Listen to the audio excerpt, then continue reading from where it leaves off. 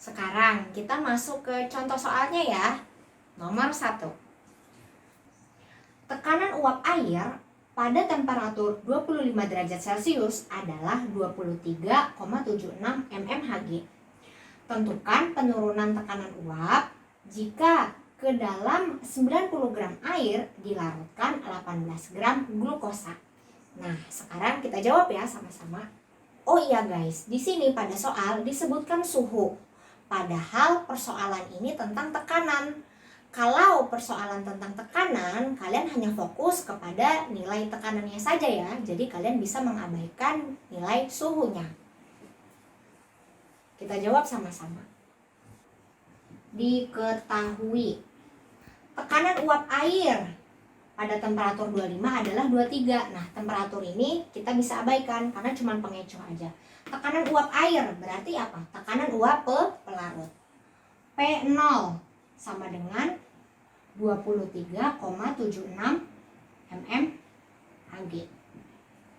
Nah, jika ke dalam 90 gram air dilarutkan 18 gram glukosa, coba berarti di sini yang menjadi pelarut itu siapa? Air atau glukosa? Berarti di sini yang menjadi pelarut adalah air ya. Kita tulis dulu deh.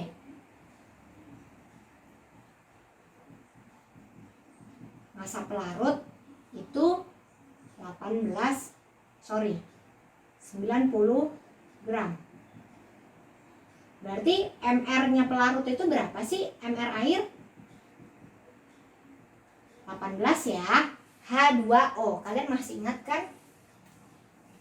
Kemudian kita masukkan lagi massa glukosa.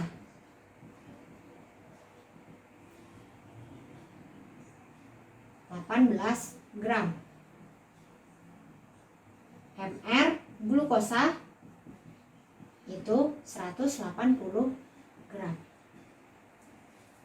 Langkah selanjutnya, kita mau mencari apa?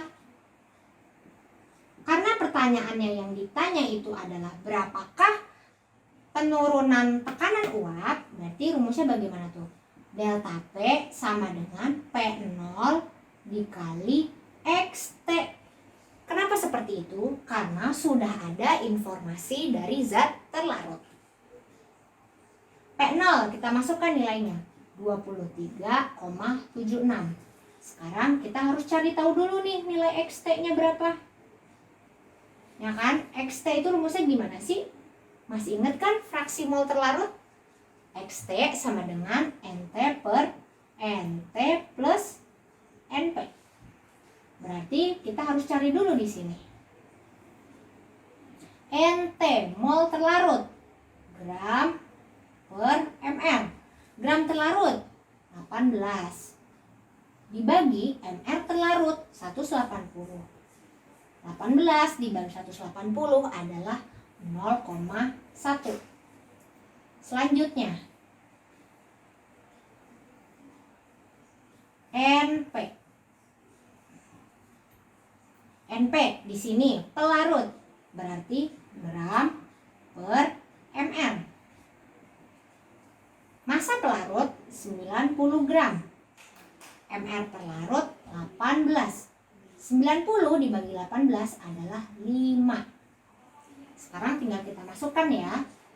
0,1 per 0,1 ditambah 5 sama dengan 0,1 per 5,1. Hasilnya itu adalah, nah sekarang kita masukkan ya, P0 dikali XT atau 23,76 dikali 0,019. Hasilnya adalah 0,45.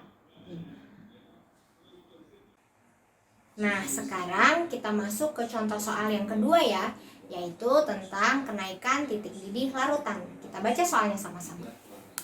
Berapa titik didih larutan 3,6 gram glukosa dalam 250 gram benzen jika diketahui titik didih benzen 80,10 dan KB benzen sama dengan 2,52 derajat Celcius per mol. Sekarang gini, yang ditanya ini adalah titik didih larutan. Berarti apa? T0B atau TB? Ayo. Jadi jawabannya TB ya yang ditanya.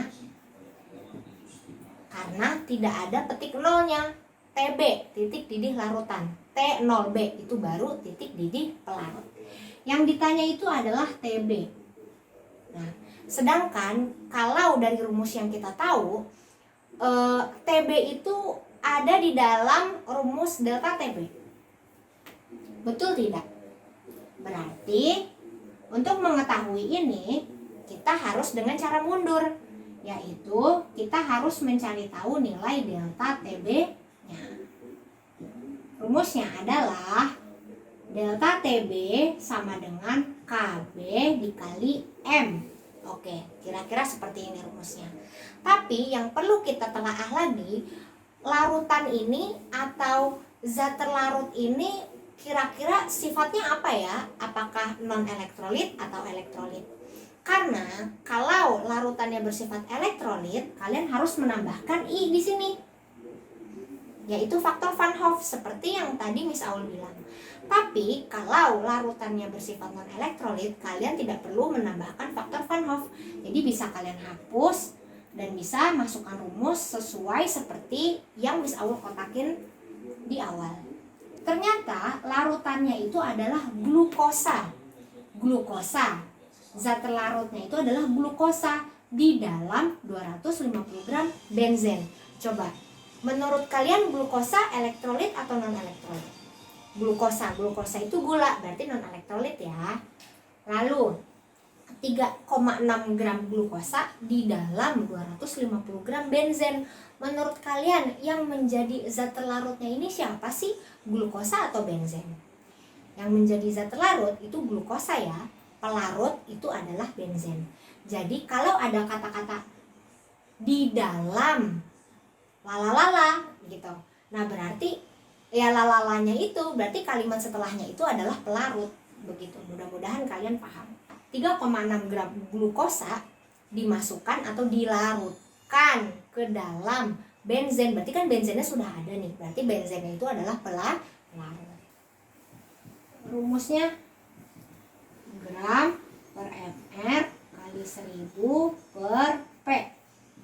KB-nya yaitu 2,52 derajat Celcius per molal. Gram di sini adalah gram zat terlarut, yaitu 3,6 gram glukosa. MR di sini adalah MR glukosa zat terlarut. Kalian harus hafal ya bahwa MR glukosa itu adalah 180 dikali 1000 per P. P adalah massa dari pelarut. Berapa pelarutnya? 250 gram. Berarti kita masukin 250. Nah, ini itu satuannya adalah molal. M, molal. Bisa kita coret di sini. Coret. Berarti di sini sisa 2,52 derajat Celcius dikali 3,6 dibagi 180 adalah 0,02 dikali 1000 dibagi 250 4. Jadi 2,52 dikali 0,2 dikali 4 adalah 0,2016. Jangan lupa ya satuannya derajat Celcius. Karena ini persoalan tentang suhu, jadi satuannya itu harus Celcius. Nah, hasil yang tadi itu masih nilai kenaikan titik didih. Hasilnya berapa tadi? 0,20 derajat Celcius. Tapi kalau kita baca soalnya, sebetulnya pertanyaannya itu adalah titik didih larutan. Dan pada soalnya juga sudah diketahui titik didih pelarut. Nilainya yaitu 80,10 derajat Celcius. Karena pertanyaannya itu adalah berapakah titik didih larutan, konsepnya bagaimana? Bahwa titik didih larutan itu nilainya selalu lebih tinggi atau lebih besar dari titik didih pelarut. Oleh karena itu, masukkan ya, titik didih larutan sama dengan atau TB sama dengan T0B ditambah delta TB. T0B-nya 80,10 derajat Celcius ditambah delta TB yang sudah kita dapatkan tadi 0,20 derajat Celcius. Hasilnya yaitu 80,30 derajat Celcius. Berarti dengan kata lain, titik didih larutan hasilnya adalah sekian. Mudah-mudahan kalian paham ya. Nah, sekarang kita lanjut ke contoh soal yang ketiga ya, yaitu tentang penurunan titik beku larutan. Kita baca soalnya sama-sama. Tentukan penurunan titik beku dari 3,15 gram NaCl yang dilarutkan dalam 100 gram air. Nah, sekarang kalau kita mau menjawab tentang persoalan ini, yang pertama kita lihat itu adalah sifat larutannya. Larutannya itu elektrolit atau non-elektrolit. Karena kalau non-elektrolit kita bisa langsung menggunakan rumus ini. Delta TF sama dengan KF dikali M. Tapi kalau larutannya bersifat elektrolit, kita harus menambahkan faktor Van Hoff, yaitu menjadi delta TF sama dengan KF dikali M dikali I. Begitu ya. Kita jawab di sini saja. Yang ditanya itu adalah penurunan titik beku. Berarti yang ditanya adalah delta TF. Oke. Karena yang ditanya delta TF dan kita lihat larutannya itu adalah NaCl. NaCl itu adalah larutan elektrolit. Kita uraikan dulu aja deh di sini NaCl. Kalau terurai berarti bagaimana sih? Na plus ditambah Cl min. Berarti jumlah ionnya ada berapa? Muatan positif ada 1, muatan negatif ada 1. Berarti jumlah ionnya 1 ditambah 1 sama dengan 2. Berarti jumlah ion sama dengan 2. Kita masukkan bagaimanakah nilai I-nya? I sama dengan 1 ditambah V dikurangi 1 dikali alfa. Kita lihat pada persoalannya. Apakah disebutkan nilai alfanya atau derajat ionisasinya? Ternyata tidak ya. Kalau tidak, kita bisa masukkan dengan bilangan 1. Berarti bagaimana? 1 ditambah V, jumlah ionnya 2 dikurangi 1 dikali alfa 1. 2 dikurangi 1, 1. 1 dikali 1, 1 ditambah 1, 2. Berarti nilai I-nya adalah 2. Nah, biar lebih jelas gini deh, Miss Awi jelasin. Pertama mengerjakan ini, kemudian dikalikan ke sini, lalu hasilnya ke sini. Seperti itu ya. Berarti nilai I-nya 2. Kita masukkan rumusnya. Delta TF sama dengan KF dikali M dikali I. KF-nya masukkan nilainya. Oke, Miss Aul lupa tulis nilai KF-nya. KF-nya kita tambahin aja ya. Pada soalnya itu nilainya 1,86 derajat Celcius per molar. Nanti kita masukkan 1,86 derajat Celcius per molar. Nah, M kepanjangannya gram per mR kali 1000 per P. Gram terlarut. Terlarutnya di sini siapa? NaCl. Berarti kita masukkan 3,15 per mR. mR-nya itu adalah mR dari zat terlarut. NaCl berarti kita tambah 23 ditambah 35,5. Hasilnya itu adalah, ayo berapa? Hasilnya adalah 58,5 dikali 1000 per P. P-nya itu massa pelarut 100 gram dikali I. Nilai I-nya tadi sudah kita dapatkan 2. Gitu. Tinggal masukkan aja ya. Hasilnya 1,86 ya. Jangan lupa satuannya yaitu derajat Celcius. Jadi penurunan titik beku larutan dari glukosa nilainya yaitu 1,86 derajat Celcius. Mudah-mudahan kalian paham. Nah, sekarang kita masuk ke contoh soal yang keempat ya, yaitu tentang tekanan osmotik. Kita baca soalnya sama-sama. Sebanyak 7,2 gram glukosa dilarutkan dalam 400 ml air. pada suhu 27 derajat Celcius, berapa tekanan osmotik larutan?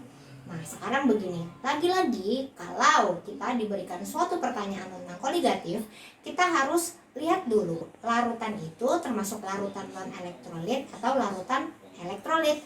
Karena kalau larutan elektrolit kita harus menggunakan faktor Van Hoff atau dikalikan I. Tapi setelah kita baca, ternyata larutan di sini adalah glukosa. Zat terlarut di sini adalah glukosa. Berarti termasuk larutan non-elektrolit. Oleh karena itu, kita tidak perlu menambahkan faktor Van Hoff. Kita langsung masukkan saja ya. Berarti V sama dengan M dikali R dikali T. Rumusnya gram per mR kali 1000 per volume. Gram di sini adalah gram dari zat terlarut. Berapakah zat terlarutnya? Ternyata sebanyak 7,2.